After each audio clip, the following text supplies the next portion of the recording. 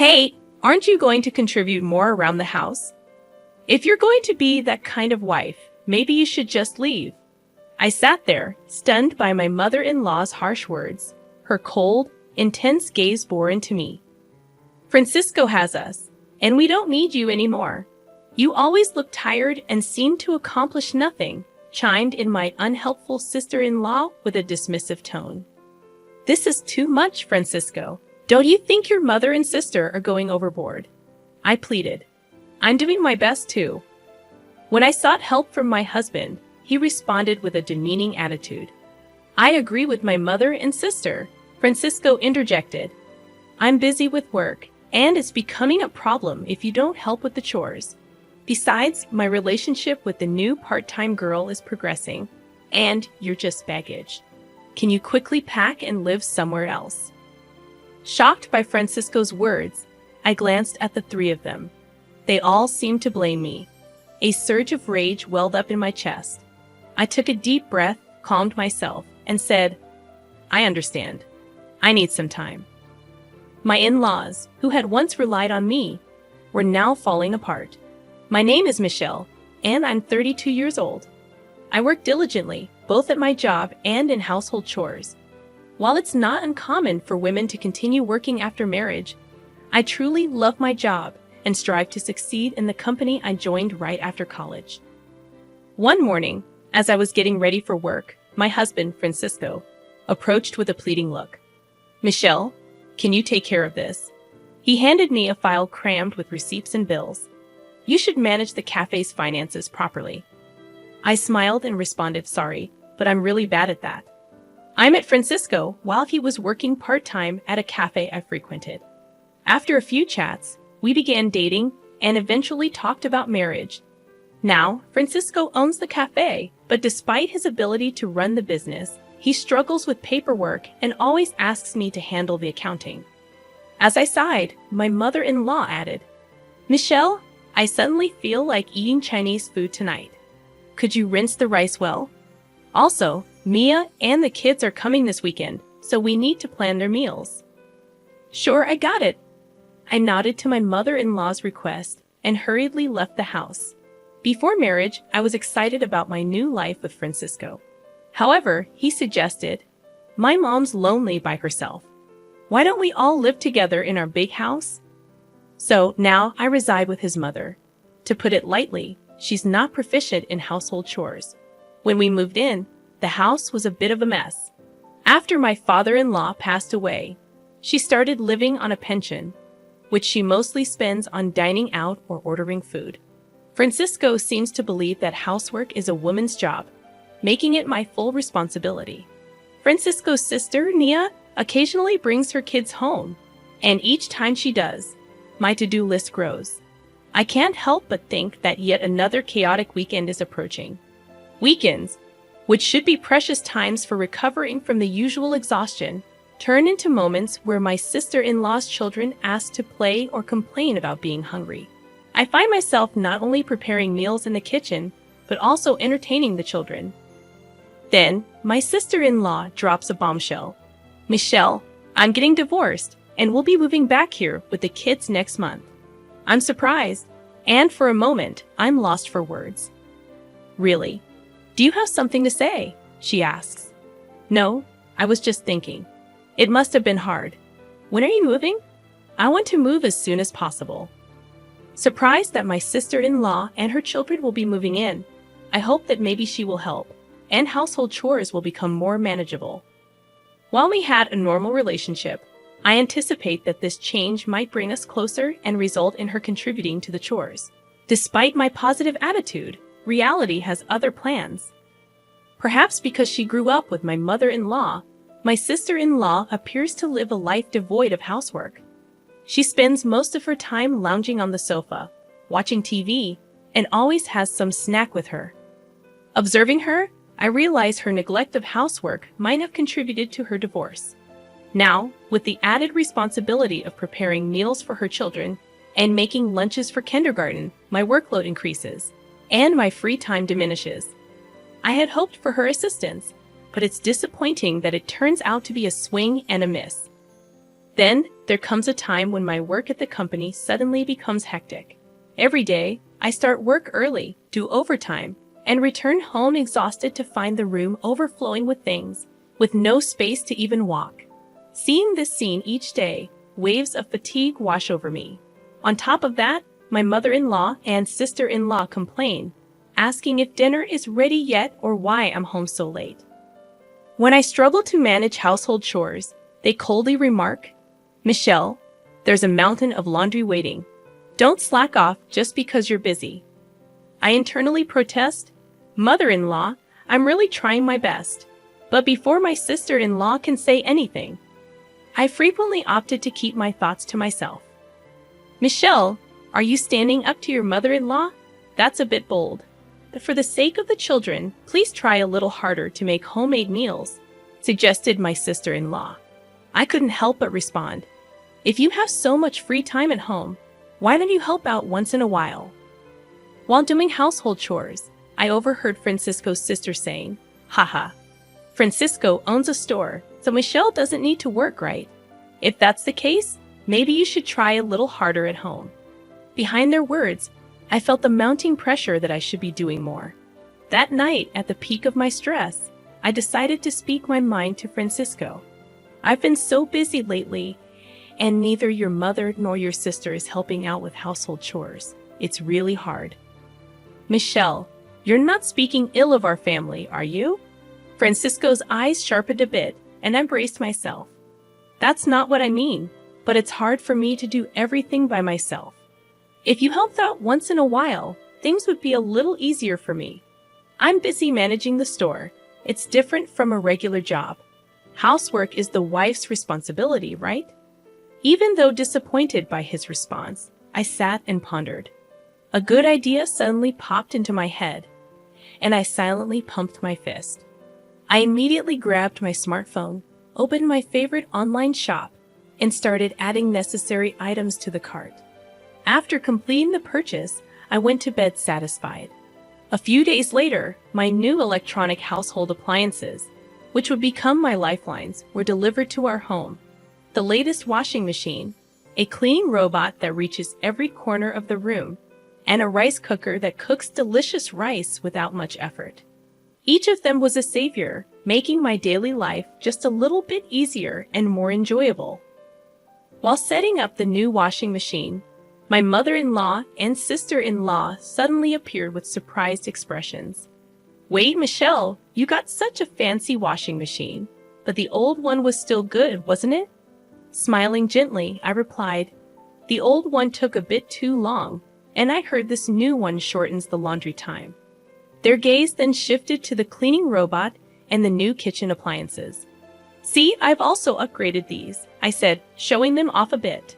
"All these things, cleaning robots and convenient cooking appliances." "Michelle, come over here for a moment," my mother-in-law said inside the room. Seeing the slightly surprised expressions of my mother-in-law and sister-in-law, I smirked to myself. Francisco sat next to me, and the four of us began our discussion. "Why did you buy so many things?" My mother-in-law raised her voice. "Do you really need all these new appliances? Isn't it just because you want to make things a bit easier?" she continued. "Well, I thought it would be nice if things around the house could run a bit more smoothly," I replied with a slightly troubled expression. But my mother-in-law chimed in, "Relying too much on machines, aren't we?" The sister-in-law waved her hand, but I responded, "The appliances we had can still be used. Francisco is working hard managing his store. Maybe you should be more frugal."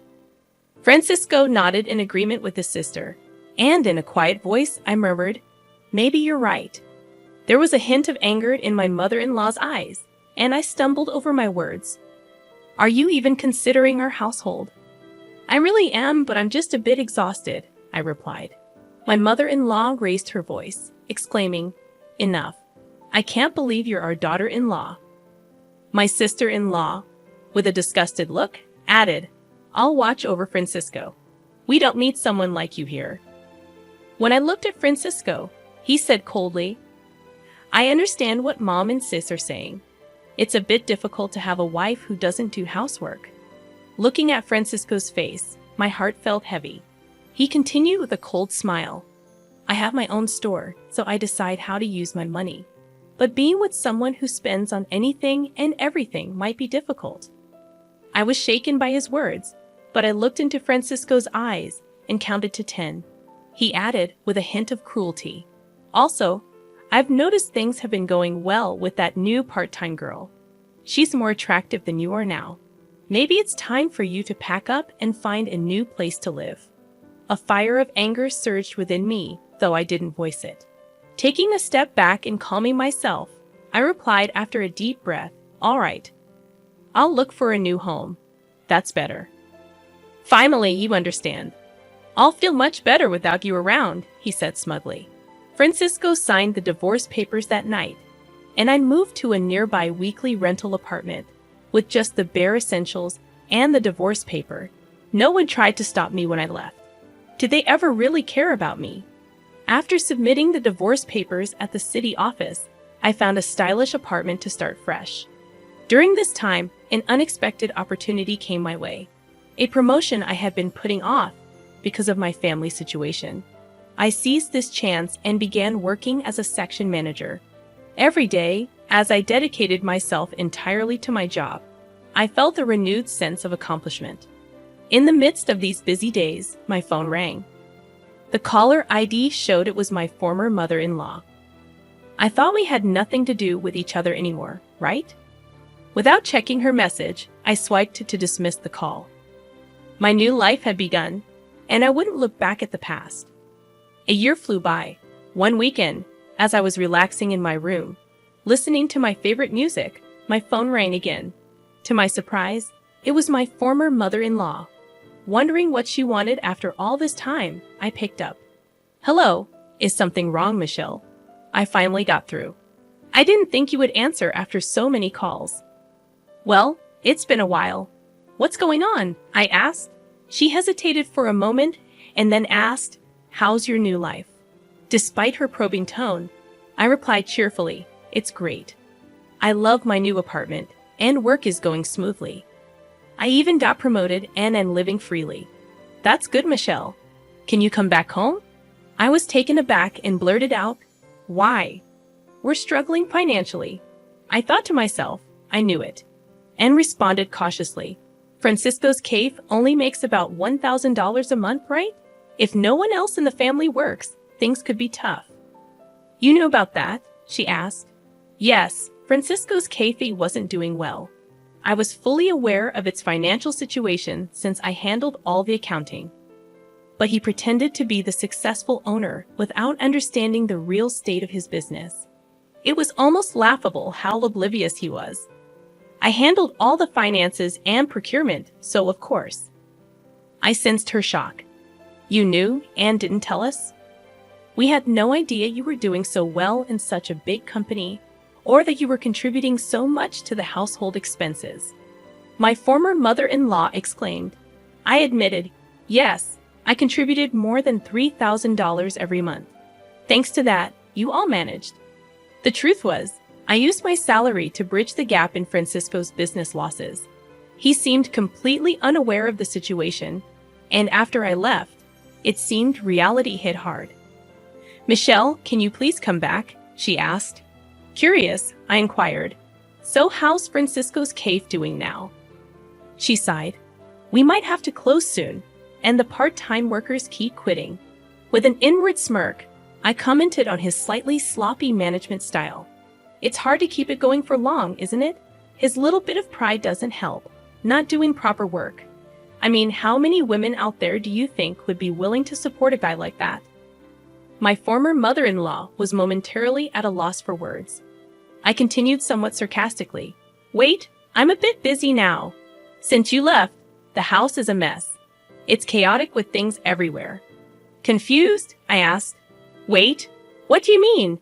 She described the disarray of their home with belongings scattered everywhere, looking like a storeroom. Without anyone to cook, they were eating out, which was costing a lot. The washing machine broke down, and it seemed like there's no room in the budget to buy a new one. "Actually, the appliances that you took back, I was really relying on them, my former mother-in-law admitted. Puzzled, I asked, "Huh? Why is that?" "Those were for my convenience. Besides, I bought them myself, so it's okay for me to take them back, right?" She reluctantly agreed, "Yeah, I guess so. But I never realized housework was this challenging." With a firm tone, my former mother-in-law added, "With 3 adults in the house, how can it be that hard? What are Francisco and your daughter doing?" A hint of fatigue could be heard in her voice. As for Francisco, his staff members have been quitting, and sales have plummeted. As soon as he found out, he became really downcast and has just been lazing around at home. But Francisco used to spend his money from the store without any restraint, right? On top of that, Mia doesn't help at all. She doesn't do anything around the house and even gets her allowance from me. To be honest, living on just my pension for the 3 of us is really hard, she continued. I responded with a hint of sarcasm. "Ah, Mia once told me that I was unnecessary because she was there." My former mother-in-law desperately said, "Michelle, we're really in trouble. Living on just my pension for the 3 of us is quite tough." I firmly stated, "I have no intention of returning to that house. It must be hard living with all that baggage." She seemed to be at a loss for words. Seeing her like this made me feel a bit sorry for her. But as I was about to hang up, my former mother-in-law seemed eager to say something. "Michelle, I'm really sorry. Can you reconsider?" Her voice sounded a bit exhausted. I replied, "I wonder if we can ever spend days together with smiles again." "Huh? Was it that hard without me?" I asked with a mix of surprise and calmness. After a short pause, my former mother-in-law took a deep breath. "Yes, there's actually an issue with the property tax. We might have to let go of the house." I said, "I see, but I really don't want to get involved anymore. Decide what you're going to do with your family." I hung up without waiting for her next words. After that, I set it up so I wouldn't receive any more calls from her. In my room, holding my favorite mug filled with aromatic coffee, I enjoyed my time alone, looking at the outside scenery. A smile spontaneously appeared on my face. A few months later, when I passed by the cafe where Francisco used to work, I noticed the place was now quiet and empty. Recalling its past liveliness, I felt a bit nostalgic. It seems they really closed the shop. While walking around the old town, I became curious about my former in-law's house and saw a sold sign. Coincidentally, I bumped into an old neighbor in town. According to her, those 3 had quickly sold their house and moved to a small apartment nearby. In their new home, there were always loud arguments and even the smell of garbage. It seems the neighbors are quite bothered, and it has become a bit of local gossip. I thought, it must be tough for them, but with a bit of effort, life can change. I wondered why they don't try. As I gazed at the old house, these thoughts wandered in my mind. A lot has happened to me since then, but I'm living each day to the fullest. In fact, a handsome guy from my workplace confessed, saying, "I really admire your hardworking nature." Now we're enjoying our dates, and I'm really looking forward to what the future holds. If I get married again, I really want to be happy. I'm feeling very excited about it now.